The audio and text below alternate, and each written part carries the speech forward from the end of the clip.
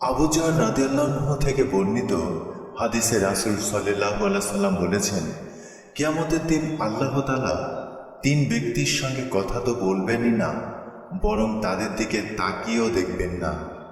এমনকি তিনি তাদের গুনাহ থেকে পবিত্র করবেন না, বরং তাদের জন্য রয়েছে কষ্টদায়ক শাস্তি। আমি জিজ্ঞাসা করলাম, তারা কারা? রাসূল সাল্লাল্লাহু আলাইহি সাল্লাম এ কথা তিনবার বলেছেন।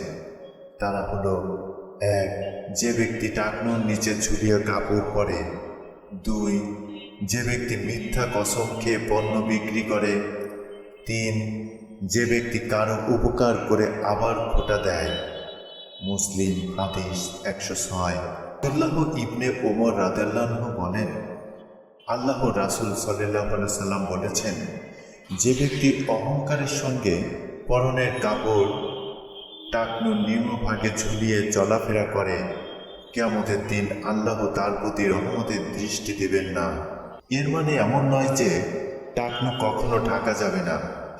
যেমন মোজা ইত্যাদি পরলেও টাকনু ঢেকে যায়, কিন্তু তার ব্যাপারে কোনো নিষেধাজ্ঞা নেই।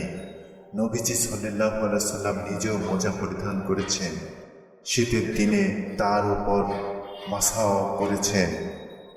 ইরশাদ হয়েছে, শাহুল আস সাইদি থেকে বর্ণিত, রাসূল সাল্লাল্লাহু আলাইহি সাল্লাম চামড়ার মোজাদায়ের উপর মাসাও করেছেন এবং আমাদেরও মোজাদায়ের উপর মাসাও করার নির্দেশ দিয়েছেন।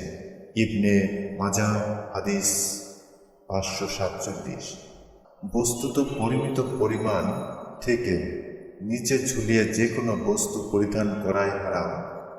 স্ত্রী লোকদের জন্য পায়ের সতরের সুবিধার্থে 1 বিঘত কিংবা 1 হাত পরিমাণ ঝুলিয়ে দেবার অবকাশ আছে, কেননা বাতাস বা অন্য কোনো কারণে সতর খোলার ভয় থাকলে অতিরিক্ত কাপড়ে তা বহুলাংশে রোধ হবে।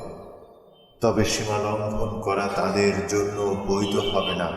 যেমন বিয়ে শাদীতে পরিহিত বস্ত্রের ক্ষেত্রে মেয়েদের সীমা লঙ্ঘন করতে দেখা যায়, সেগুলো পরিমিত পরিমাণ থেকে কয়েক বিঘাত এমনকি কয়েক মিটার লম্বা হয়।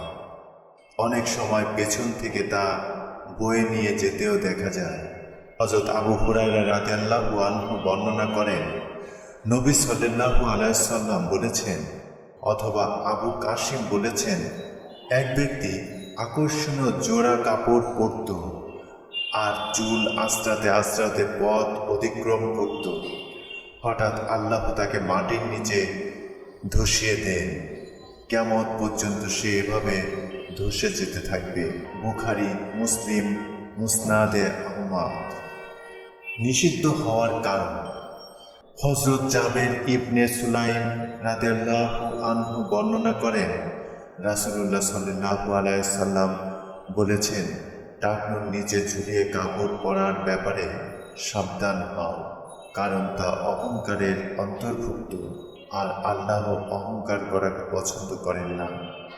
বিজ্ঞানীদের মতে পুরুষরা টাকনুর নিচে কাপড় পরলে তাদের বিভিন্ন শারীরিক ক্ষতি হয়, কেননা টাকনুর মধ্যে বিভিন্ন এনজাইম থাকে যেগুলো আলো বাতাস না পেলে কর্মক্ষমতা হারিয়ে ফেলে। এমনকি যৌনশক্তি কমে যাওয়ার পাশাপাশি আরও বিভিন্ন শারীরিক সমস্যা দেখা দিতে পারে। তাই পুরুষদের অবশ্যই টাকনুর উপরে কাপড় পরতে হবে, আর নারীরা টাকনুর নিচে কাপড় না পরলে উক্ত সমস্যা দেখা দিবে।